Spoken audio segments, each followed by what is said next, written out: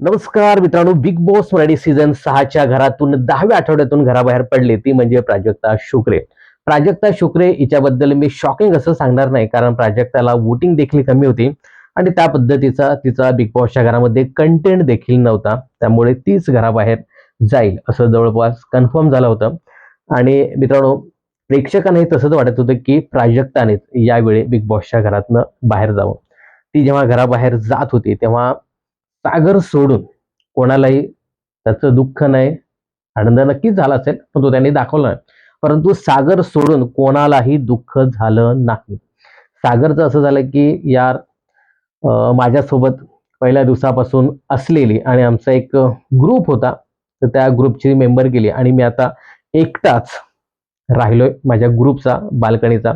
तर त्याबद्दल त्याला दुःख वाटत असेल आणि कदाचित माझ्या त्या एका चुकीमुळे जो काही बजर मी दाबला, त्यामुळेच ती घराबाहेर गेली. यामुळे देखील सागरला वाईट वाटलं असेल. सागरला असंही झालं असेल, की बरं झालं प्राजक्ता नॉमिनेट होती, नाहीतर प्राजक्ताच्या जागेवरती कदाचित माझाच नंबर लागला असता. असं कदाचित तो बोलत असेल. आता मित्रांनो, प्राजक्ता घराबाहेर गेली. प्राजक्ताच्या नंतर कोणाचा नंबर लागेल यावरती आज आपण चर्चा करणार आहोत. त्या अगोदर बघूया थोडंसं काय घडलं बिग बॉसच्या घरामध्ये. तर आज जो संडे आहे तो फंडे असतो. काही गेमच असतात. त्याच्यामध्ये पहिला गेम होता तो म्हणजे एक मजेशीर टास्क होता. यामध्ये भाऊने 2 टीम पाडल्या होत्या आणि एक ट्यून वाजवली जाईल आणि त्यावरती गाणं ओळखायचं आणि डान्स करायचा. तर या टास्कमध्ये जी विशालची टीम होती त्याने बऱ्यापैकी सगळीच गाणी ओळखली आणि याच्यामध्ये अनुश्री जी आहे ना, ती म्हणजे जबरदस्त. ती ट्यून वाजली रे वाजली, की अनुश्री लगेच फटकन गाणं ओळखायची. त्यामध्ये ती एकदम तरबेज आहे. तर हा टास्क भारी होता. त्यानंतर जो टास्क पार पडला ना, तो म्हणजे शॉकचा. तर यामध्ये काही लोकांना रितेश भाऊने टार्गेट केलं. जसं की राखीला जास्त शॉक दिला. अ, राकेशचं प्रेम प्रकरण, जेवण याच्यावरती राखीला प्रश्न विचारले आणि याच्यामध्ये काय बऱ्यापैकी सदस्य हे होच बोलायचे. हो, हो बोललं की शॉक. तर याच्यामध्ये राखीला पहिल्यांदा बोलावलं गेलं. त्यानंतर संकेतला थोडासा जास्त शॉक दिला असं एकंदरीत पाहायला मिळालं. संकेतलाही तू स्मार्ट वाईल्ड कार्ड आहेस, उत्तम डान्सर आहेस, असे काही प्रश्न विचारले. त्यानंतर विशालला सांगितलं की बघू आता तू हे सगळं सहन करतोस का? तुझ्या चेहऱ्यावरती ते दाखवतोस का? विशाल जसं की काही झालं तरी मी अजिबात हलणार डुलणार नाही. त्या पद्धतीने विशाल तो तसा राहिला. विशालने छान प्रश्न विचारले, की विशाल हा राखीचा बेस्ट फ्रेंड आहे. त्यानंतर तो गेम चेंजर आहे आणि टोळीचा काटा काढायला तो आता काटा ग्रुप जॉईन करणार आहे. तर असे छान प्रश्न विचारले. त्यानंतर राकेशला रेवा आणि राखीबद्दलचे प्रश्न विचारले. तर भारी होता एकंदरीत तो टास्क. त्यानंतर सगळ्यात भारी टास्क होता ना, तो म्हणजे एक्स-रेचा. आता याच्यामध्ये पहिला एक्स-रे तो विशालला दिला, की गुडघ्यात मेंदू कोणाचा आहे? हं. विशालने खूप छान पद्धतीने हे सगळं एक्सप्लेन केलं आणि सांगितलं, की संस्कृतीचा गुडघ्यात मेंदू आहे. खरं तर मला असं वाटतं ना, की जेव्हा हे तिन्ही वाईल्ड कार्ड कंटेस्टंट आले होते, तेव्हा मी रिव्ह्यूमध्येही सांगितलं होतं, की मला आहे ना, या तिन्ही वाईल्ड कार्डमध्ये ही जी संस्कृती आहे, ती चांगली वाटते. कारण ती ऑलरेडी 2-3 रिएलिटी शो करून आली, खेळून आली. त्यामुळे वाटलं होतं, की ती चांगला गेम खेळेल. परंतु बिग बॉसच्या घरामध्ये आल्यानंतर एवढा मंद गेम ती खेळेल, असं मला अजिबात वाटलं नव्हतं. तर तसा मंद गेम ती बिग बॉसच्या घरामध्ये खेळताना दिसते आणि साहजिकच विशालने तो गेम ओळखला आणि गुडघ्यात मेंदू हा एक्स-रे तिला दिला. त्यानंतर राकेशने स्पाइनलेस नावाचा जो एक्स-रे आहे, तो प्राजक्ताला दिला. पण प्राजक्ता बोलते, की "मी घेणारच नाही. असं काही आहेच नाही." राकेश थोडा वेळ थांबला. तर राकेशने अनुश्रीला बोलावलं. अनुश्रीने पण तू-तू, करून घेतलं. प्राजक्ताबद्दल इथे सांगायचं झालं ना, तर ठीक आहे ना, घे ना. तो तुला लागू पडतो का? म्हणजे कधी-कधी वाटतं, की तिच्यामध्ये स्पोर्ट्समॅन स्पिरिट नाही आहे, असं एकंदरीत पाहायला मिळालं. त्यानंतर प्राजक्ताने डोक्यात अंडी हा जो एक्स-रे आहे, तो प्रभूला दिला.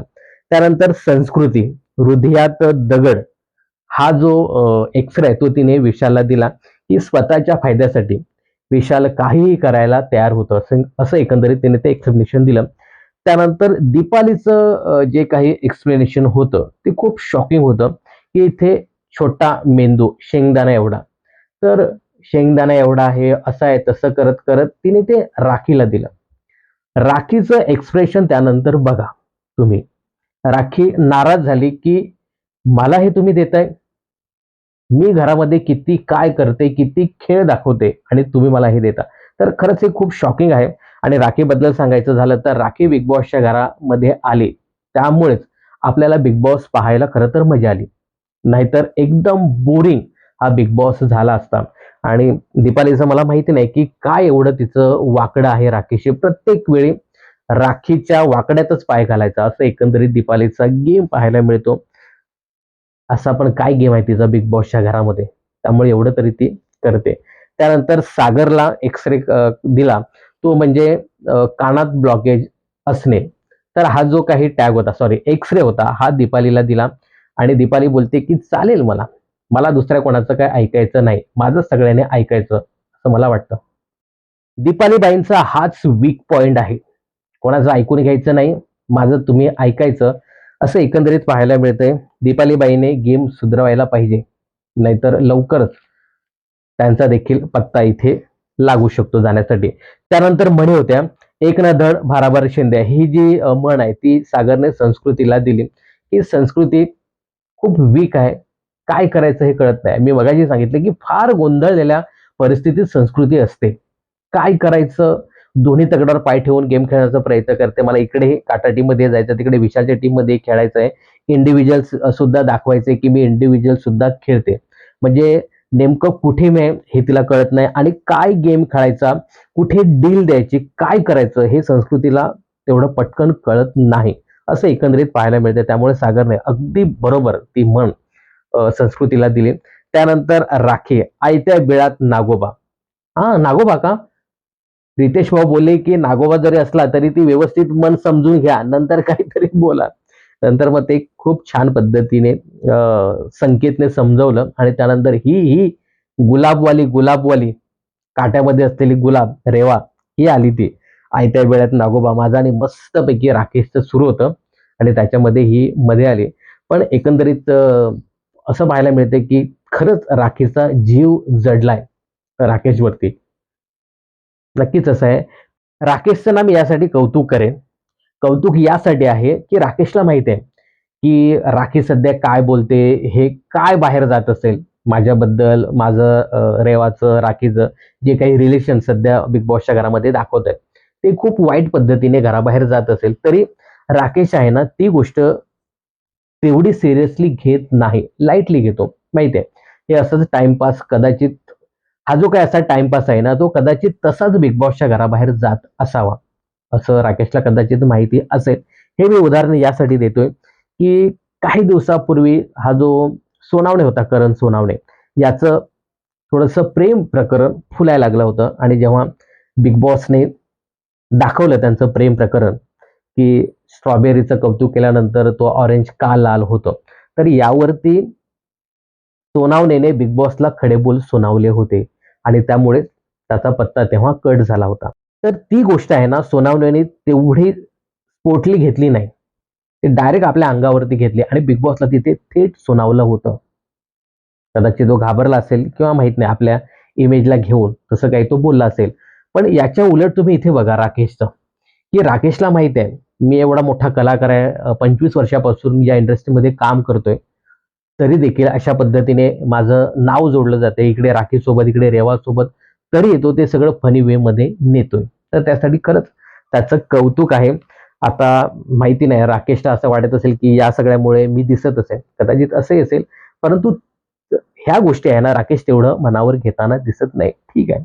भाऊ मजाक करतात आणि हे मजाकमध्येच बिग बॉसच्या घराबाहेर देखील जात असेल आणि आपण सुद्धा त्याच वेळी सध्या तरी पाहतोय. त्यानंतर तन्वीला उंटावरून शेळ्या हाकणे ही म्हण दिली होती.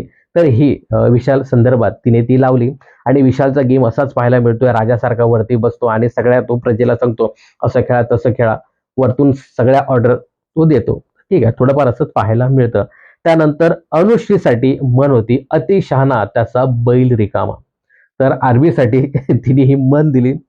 पण ही म्हण नेमकी का म्हणून मला दिली असं आर्मी विचारताना दिसत होता. यावरती काहीच सांगता आलं नाही, उत्तरच नव्हतं. पण ती शेवटी बोलली, की "तू टास्क सतत रद्द करतोस." आर्मी बोलतो, "ठीक आहे, याच्यावर नसेल तर चालेल." म्हणजे हीच स्पोर्ट्समॅन स्पिरिट आहे ना, त्या सगळ्या लोकांनी दाखवली पुढे जी नावं घेईन ती, तशी त्या प्राजक्तामध्ये मला नक्कीच पाहायला मिळाली नाही. हे मी का घ्यायचं? मला नाही आवडत हे. मी नाही घेऊ शकत हे. असं ती डायरेक्ट सांगताना दिसत होती. यानंतर संकेतला बघा इथे कशात काय फाटक्यात पाय. संकेतने स्वतःसाठी घेतलं. आता का घेतलं माहिती नाही. संकेतचं असं आहे ना गेम म्हणजे एकंदरीत या 2 आठवड्यात पाहायला मिळालं, की कोणाच्या वाकड्यात शिरायचं नाही. अजिबात जायचं नाही कोणाच्या वाकड्यात. कोणाचे भांडण काही झालं असेल तिथे अजिबात आपले मुद्दे ठेवायला जायचं नाही. कोणाबरोबर वैर घ्यायचं नाही. असा एकंदरीत संकेतचा गेम पाहायला मिळतोय. मी हे कोणाला देणार नाही. हे माझ्यावरतीच मी ठेवतो. सध्या तरी आपल्याला कोणाची वाकडं घ्यायचं नाही. असं एकंदरीत त्याचा गेम पाहायला मिळतोय. त्यानंतर राकेश उचलली जीभ लावली टाळायला. मला वाटतं की परत प्राजक्ताचं नाव घेतो की काय? परंतु इथे संस्कृतीचं नाव घेतलं आणि संस्कृतीने एक्सेप्ट केलं की बाबा माझा गेम फार वीक आहे आणि तो मी नक्कीच सुधारण्याचा प्रयत्न करेन. त्यानंतर रेवासाठी पालत्या घड्यावर पाणी. मुळात रेवाला हे काय आहे हेच कळत नव्हतं. हीच मोठी गोष्ट आहे. ह्या मणी आहेत आणि पालत्या घड्यावरती पाणी. काय बाबा रेवा, आता ही गोष्ट राखीला इथे तिने दिली आणि त्यानंतर राखी आणि रेवामध्ये प्रचंड वाद झाला. चहा वर्ण आणि राकेश वर्ण. त्यानंतर प्राजक्तासाठी एक म्हण दिली जाते, नाव मोठे लक्षण खोटे. मला वाटलं की प्राजक्ता आर्मीला देते की काय, कारण त्यांचं जबरदस्त वाचते. परंतु रेवाने पुन्हा एकदा इकडे आर्मीला थोडंसं साईडला केलं आणि वाईल्ड कार्ड सदस्य यांना ते दिलं होतं की एक काय प्रलय म्हणून येणार होते. परंतु तसा प्रलय बिग बॉसच्या घरामध्ये पाहायला मिळाला नाही. पण मित्रांनो एक आहे, नसेल प्रलय तसा पाहायला मिळाला या वाईल्ड कार्ड सदस्यांचा. पण वाईल्ड कार्ड सदस्य आल्यानंतर बिग बॉसच्या घरातील इक्वेशन बरेच चेंज झाले. हे आपल्याला एक्सेप्ट करावं लागेल. हे जे काही 50-60 दिवसापासून जे सदस्य खेळत होते ना, त्यांच्या खेळण्यामध्ये थोडासा फरक नक्कीच जाणवला असेल तुम्हाला. चेंज तर नक्की झाले. कॉम्पिटिटर म्हणून हे लोक आलेत असं म्हणून त्यांनी ते घेतलं, एक्सेप्ट केलं. उदाहरण आपण नक्कीच घेऊया संकेतचं. संकेत आता बिग बॉसच्या घरामध्ये सगळ्यांना कॉम्पिटिटर वाटायला लागलेला आहे. त्याबद्दल तुम्हाला काय सांगायचं हे कमेंट्स करून नक्की सांगा. दीपालीसाठी इथे होतं ते म्हणजे चोराच्या उलट्या बोंबा. दीपाली देऊन देऊन कोणाला देणार? दीपालीचं आता फक्त एकच टार्गेट झालंय, ते म्हणजे राखी सावंत. राखी बोलते की ही आता मला दुसरी सवत वाटायला लागली. दीपालीचा असा ना गेम नाहीये. एकाशी तर एकाशीच भिडायचं. पहिले दीपालीचं टार्गेट होतं तो म्हणजे सागर. आता सागरला ठेवलं बाजूला, टार्गेट केलं दीपालीने ते म्हणजे राखी सावंतला. दुसऱ्याशी भिडायचं नाही. संकेत सारखंच आहे. अजिबात कोणाशी वैर घ्यायचं नाही. व्यवस्थित सगळ्यांशी गोडी गुलाबीने वागायचं असं एकंदरीत दीपालीचा गेम पाहायला मिळतो. त्यानंतर महत्वाची गोष्ट ती म्हणजे एलिमिनेशन. त्यासाठीच आपण हा रविवारचा एपिसोड पाहत असतो. तर इथे भाऊ नेहमीप्रमाणे 3-3 जणांचे ग्रुप करतात. पहिली तन्वी, प्राजक्ता आणि अनुश्री यांचा ग्रुप. या तिघांना विचारलं जाते की काय वाटतं तुम्हाला कोण जाणार घराबाहेर? तर तन्वी बोलते की मी दोघांचं नाव घेईन. प्राजक्ता आणि अनुश्री असं मला वाटतं की या दोघी बिग बॉसच्या घराबाहेर जाऊ शकतील. त्यानंतर अनुश्री बोलते की मला असं वाटतं की प्राजक्ता घराबाहेर जाईल. प्राजक्ता बोलते की मला असं वाटतं की कदाचित मी आणि अनुश्री हे लोक घराबाहेर जातील. तर रितेश भाऊ सांगतात की ठीक आहे, हा तुमचा कॉल आहे, परंतु जनतेचा कॉल असा आहे की तन्वी सेफ होणार आहेत आणि तुम्ही दोघ्या पण बॉटमला जाणार आहेत. एकंदरीत अनुश्रीला तिचा गेम दाखवलेला आहे की तुमचा बिग बॉसच्या घरामध्ये काहीच गेम नाही. तुम्ही फक्त हे सांगत असताना की मी हे करणार नाही, ते करणार नाही.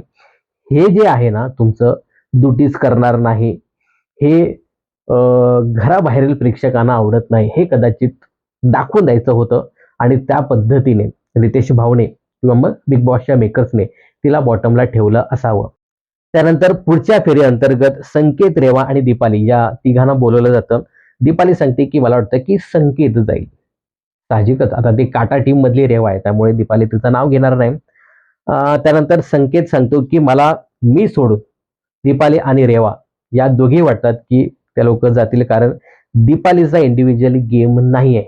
तुम्ही जसं सांगितलं किंवा जसं एकंदरीत पाहायला मिळतंय, दीपालीचा तसा इंडिव्हिज्युअल गेम नाही आहे आणि रेवा आत्ताच आली पण तेवढी ती खेळताना दिसत नाही असं संकेतने सांगितलं. त्यानंतर रेवा काय बोलते की मला असं वाटतं की संकेत घराबाहेर जाईल, कारण त्याच्याकडनं खूप चुका झाल्या. जे उत्तर दीपालीने देखील दिलं होतं की पहिल्या आठवड्यात तू खूप छान खेळला, परत त्याच्याकडनं बऱ्याच चुका झाल्या, जसे की तन्वीला खेचणं वगैरे, या गोष्टी या दोघींनी इथे मेन्शन केल्या. पण इथे दीपालीला पहिल्यांदा सेव्ह केलं जातं आणि त्यानंतर मग संकेतला देखील सेव्ह केलं जातं आणि इथे रेवा बॉटमला येते. तर रेवा, प्राजक्ता आणि अनुश्री या तिघांपैकी कोण जाणार घराबाहेर, तर घरच्या सगळ्या सदस्यांना विचारलं जातं. तर या तिघींनाही घरातील सगळे सदस्य तीन तीन जणांना वोटिंग देतात की या तिघी पण इक्वल आहेत. घराबाहेर गेल्या तर तिघी जातील, जर घरात असल्या तर तिघी घरातच असतील. पण इथे पत्ता कट होतो, तो म्हणजे प्राजक्ता, आणि प्राजक्ता बिग बॉसच्या घराबाहेर जाते. हे कळाल्यानंतर प्राजक्ता दुःखी होतेच, परंतु सागर खूप दुःखी झाला. कारण सागरला मी मगाशी सांगितल्याप्रमाणे डे वन पासून प्राजक्ता त्याच्यासोबत होती आणि त्यांचा जो काही एक अलायन्स ग्रुप तयार झाला होता किंवा बाल्कनी ग्रुप तयार झाला होता, ज्याच्यामध्ये 5-6 सदस्य त्यांच्या ग्रुपमध्ये होते, त्यापैकी 2च सदस्य हे घरामध्ये राहिले होते त्यांचे, ते म्हणजे प्राजक्ता आणि सागर. प्राजक्ता घराबाहेर गेली. आता सागर एकटाच उरला, त्यामुळे देखील तो विचार करत असेल आणि माझ्यामुळेच प्राजक्ता ही नॉमिनेशन मध्ये आली, असं एकंदरीत वाटलं असेल सागरला आणि त्यामुळेच तो रडायला लागला. आता प्राजक्ता घराबाहेर गेली. प्राजक्ता ही फर्स्ट कॅप्टन झाली होती. मी तर विसरूनच गेलो होते की प्राजक्ता कॅप्टन देखील झाली होती. प्राजक्ता इथे सांगत होती की मला शेवटचा एव्ही पाहायचा होता. रितेश भाऊ सांगतात की दाखवतो की आता तुम्हाला एव्ही दाखवतो तुमचा. तर प्राजक्ताचं असं मत होतं की ते टॉप 5 किंवा टॉप 6 मधले सदस्यांचे जे काही एव्ही दाखवतात ना, त्याच्यातला एव्ही तिला पाहायचा होता, म्हणजे तिथपर्यंत तिला जायचं होतं. परंतु तसा प्राजक्ताचा गेम अजिबात नव्हता. प्राजक्ता घराबाहेर पडल्यानंतर लोकांच्या रिएक्शन फार महत्वाच्या आहेत. पहिली रिॲक्शन इथे दिली विशालने, ती म्हणजे यांचा जो काही बाल्कनी ग्रुप आहे त्यापैकी एकच सदस्य राहिला, तो म्हणजे सागर. बाकी सगळीच्या सगळी बाल्कनी गेली. विशाल, तुझा पण ग्रुप गेलाय अर्धा, हे विसरू नको तू. त्यानंतर काटा टीम वाले फार खुश होते. काटा टीम जसं की ज्या ज्या लोकांना आपण टार्गेट केलं ते बिग बॉसच्या घराबाहेर गेले. आता आपणच पुढे जाऊया आणि सगळे मिळून ती ट्रॉफी घेऊया, असं काटावाल्यांचं आता म्हणणं आहे. त्यानंतर तन्वी मात्र प्रचंड खुश झाली. राखीला सांगते, ए राखी तू बोल रही थी ना ये मुझे टॉप 5 मध्ये दिख रही है, गेली ना ही साखर साखर गोळी. राखी ते सांगते की बघ, ती खेळत होती, ती प्लॅनिंग करत होती, सगळ्यांशी व्यवस्थित बोलत होती. त्यावर तन्वी काय बोलते, हिचा काय गेम होता बिग बॉसच्या घरामध्ये. आम्ही डे वन पासून प्रत्येक प्लॅनिंग करत होतो, टास्क व्यवस्थित खेळत होतो, आणि ही काय करते, साखर गोळी, आयुर्वेदिक साखर प्रत्येकाशी गोडी गुलाबीने वागायची. तुला हे पाहिजे का, तुला जेवण पाहिजे का, तुला अमुक पाहिजे का, तुला तमुक पाहिजे का, एवढंच काय ते गेम तिचा बिग बॉसच्या घरामध्ये होता. गेली ते बरे झाले आणि आम्ही प्रयत्न केला की तिला बिग बॉसच्या घराबाहेर काढायचं आणि त्या पद्धतीने आम्ही काढलं. तर अशा पद्धतीने हा आजचा दिवस आपल्याला पाहायला मिळाला. तर अखेर मित्रांनो, या क्षणाची तुम्ही आम्ही गेले कित्येक दिवस वाट पाहत होतो की प्राजक्ता ही घराबाहेर जायला पाहिजे, कारण प्राजक्ताचा गेम तसा बिग बॉसच्या घरामध्ये नव्हता. आणि एकंदरीत आहे ना, रितेश भाऊने देखील प्राजक्ताचा गेम तुम्ही काय खेळता हे सगळं काल त्यांनी सांगितलं होतं. एक पहिला मुद्दा इथे जो काढला होता तो म्हणजे कॅप्टन्सी टास्कचा, व्हाईट व्हाईट रूमचा टास्क मधला जो काही एक मुद्दा होता, तो इथे रितेश भावांनी आवर्जून काढला की संस्कृती तुमच्याकडे एक डील घेऊन आली होती की मी तुम्हाला सपोर्ट करते, तुम्ही मला नॉमिनेशन मध्ये टाकू नका. ज्यावेळी तुम्ही ती डील एक्सेप्ट केली, रितेश भाऊ तेव्हा बोलले की तुम्ही फिनाल्याच्या अगदी जवळ आहात आणि अशा प्रकारे वीक लोकांच्या तुम्ही डील एक्सेप्ट करता, तेही नॉमिनेशन सारख्या. म्हणजे तुला आम्ही नॉमिनेट करणार नाही असं तुम्ही सरळ सांगता. म्हणजे हे काय तुमचं? तेव्हा प्राजक्ता सांगते की नाही, माझं कॅल्क्युलेशन तसं होतं. कॅल्क्युलेशन? अरे, या स्थितीला तुमच्यापेक्षा वीक कंटेस्टंटला तुम्ही नॉमिनेट करायचं आहे आणि तुम्हाला काय पडली त्या कॅप्टन्सीची. वीक कंटेस्टंटला कसं बाहेर काढायचं हे तुम्ही बघा, तर त्याला तुम्ही सेव्ह करणार असं सांगतात. तर इथेच प्राजक्ताचा गेम कळाला. आणि त्यानंतर रितेश भाऊ हे देखील बोलले की तुम्ही प्रत्येक ठिकाणी असता, म्हणजे तुम्ही टास्कचं प्लॅनिंग करता, त्यानंतर नॉमिनेशन बद्दल बोलता तुम्ही, म्हणजे त्याची चर्चा करता की कोणाला कसं करायचं, कॅप्टन्सी बद्दल चर्चा करता, सगळं तुम्ही करता, पण ते वर्क करायला तुम्ही जात नाही. तुम्ही एवढी सगळी चर्चा म्हणजे मला कॅप्टन व्हायचं तुम्ही कितीतरी वेळा बोलता. म्हणजे जेव्हा अनालिसिस तुमचं संपत आलं त्यानंतर तुम्ही विशालच्या टीम मध्ये आलात तेव्हा देखील तुम्ही तीच एक डील देत आलात की मला कॅप्टन व्हायचं आहे. मग एवढं सगळं करून देखील तुम्ही कॅप्टन का होत नाही असा प्रश्न त्याने उपस्थित केला आणि ते सांगितलं देखील की तुम्ही का कॅप्टन होत नाही, कारण तुम्ही हे जे बोलताना ते वर्क करत नाही. आणि मित्रांनो तसंच आहे, प्राजक्ता खूप प्लॅनिंग करते परंतु त्या आपल्याच लोकांपुरता ठेवते. ज्याला कॅप्टन व्हायचं असेल ना तर तो प्रयत्न करतो. मी मागच्या व्हिडिओमध्ये पण उदाहरण दिलं होतं अनुश्रीचं, कॅप्टन व्हायचंय, सगळ्यांशी जाऊन डील केली. तन्वी कॅप्टन व्हायचंय, मनापासून तिच्या इच्छा होती कॅप्टन व्हायचंय आणि त्या पद्धतीने ती धडपड करत होती. प्राजक्ताचा तसा गेम बिग बॉसच्या घरामध्ये अजिबात पाहायला मिळाला नाही. मी माझा ग्रुप सोडून कुठेही जाणार नाही. बिग बॉसच्या घरामध्ये जर तुम्हाला पुढेपर्यंत जायचं असेल तर काही वेळा आहेत ना आपली ही थोडीशी तत्व देखील म्हणजे हे मी करणार नाही असं सोडून देखील इतर जणांबरोबर बसून त्या गोष्टीची चर्चा करावी लागते. विशालचा गेम तुम्ही बघा, बसतो आपल्या ग्रुपमध्ये घेऊन परंतु एखादं मोठं पाऊल उचलायचं असेल ना तर तो बरोबर सगळ्यांबरोबर जाऊन चर्चा करत असतो किंवा त्या लोकांना आपल्याकडे चर्चेसाठी बोलवतो. हा विशालचा गेम. अशा पद्धतीने गेम खेळायचा असतो बिग बॉसच्या घरामध्ये जर तुम्हाला पुढेपर्यंत जायचं असेल तर. प्राजक्ताचा तसा नाही, आमच्याच लोकांबरोबर बोलणार आणि इथेच काय ते करणार, मी जाणार नाही तिकडे, ते आले तर ठीक आहे नाहीतर गेलं तेल लावत. तर अशा पद्धतीने प्राजक्ताचा गेम होता आणि तो नाही वर्क झाला आणि प्राजक्ता आज घराबाहेर गेले. प्राजक्ताचं इव्हिक्शन अजिबात शॉकिंग बिकिंग नाही, ज्या पद्धतीने लोकांनी ठरवलं होतं त्याच पद्धतीने प्राजक्ताचं इव्हिक्शन झालेलं आहे. आता प्राजक्ता नंतर कोण घराबाहेर जाणार? मित्रांनो तुम्हाला मी खरं सांगू का, मला सध्या तरी तन्वी, राकेश आणि विशाल कोटियान हे सदस्य आहेत ना, हे मला टॉप 5 मध्ये दिसतात. मी यांना टॉप 3 मध्ये ठेवत नाही. टॉप 5 मध्ये सदस्य हे मला दिसतात. त्यामुळे हे तिन्ही सदस्य सध्या तरी मला खूप स्ट्रॉंग दिसत आहेत. काल ज्या पद्धतीने काही सदस्यांना भाऊने वेकअप कॉल दिला होता त्याच्यामध्ये नक्कीच सागर आहे, त्यानंतर प्रभू आहे, संस्कृती आहे. हे जे सदस्य आहेत ना, हे सदस्य प्राजक्तानंतर लगेचच बिग बॉसच्या घराबाहेर जाणारे आहेत. सागर जर पुढच्या आठवड्यात म्हणजे या आठवड्यात नॉमिनेट झाला ना तर तो घराबाहेर जाऊ शकतो, कारण त्याचा तसा गेम बिग बॉसच्या घरामध्ये नाही. प्रभूचा गेम काय बिग बॉसच्या घरामध्ये तुम्ही सांगा? अजिबात नाही. राखीच्या मागे पुढे करतो. त्यानंतर मला असं वाटतं की संस्कृतीचा गेम देखील बिग बॉसच्या घरामध्ये नाही.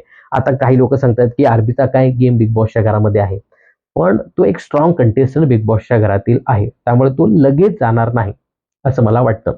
त्यानंतर रेवा, हिचं जरी सांगायचं झालं ना तर हिचाही तसा गेम बिग बॉसच्या घरामध्ये नाहीये.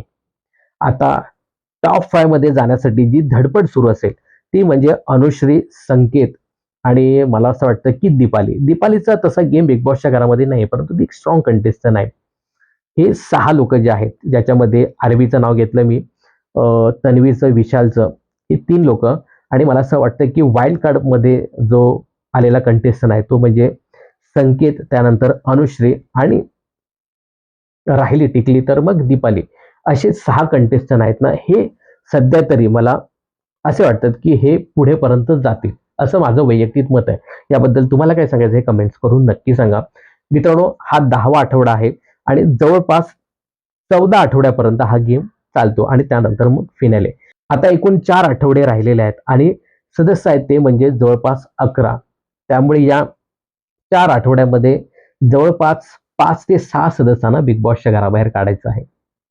त्यामुळे पुढच्या 1-2 आठवड्यामध्ये डबल इव्हिक्शन केलं जाऊ शकतं, एखादं मिडनाईट इव्हिक्शन सुद्धा होऊ शकतं आणि असं एकंदरीत पाहायला मिळते की प्रभू, सागर, त्यानंतर संस्कृती या 3 लोकांवरती तर नक्कीच पुढच्या आठवड्यात जर हे लोक नॉमिनेट झाले तर घराबाहेर जाऊ शकतात. याच्यामध्ये रेवाचा देखील नंबर आहे, यामध्ये दीपालीचा देखील नंबर आहे, पण पण दीपालीला थोडंसं थांबवलं जाईल. तर एकंदरीत स्पष्ट दिसते की हे 3 कंटेस्टंट जर नॉमिनेट झाले तर तेच घराबाहेर जाऊ शकतात असं पाहायला मिळतं. याबद्दल तुम्हाला काय सांगायचंय? आणि हो, प्राजक्ताच्या इव्हिक्शन बद्दल तुमचं काय मत आहे? तुमचे टॉप 5, टॉप 3 कंटेस्टंट कोण आहेत हे कमेंट्स करून नक्की सांगा. मनोरंजन क्षेत्रातील अशाच फिल्मी अपडेट जाणून घेण्यासाठी चॅनल जर सबस्क्राईब केलं नसेल तर जरूर करा.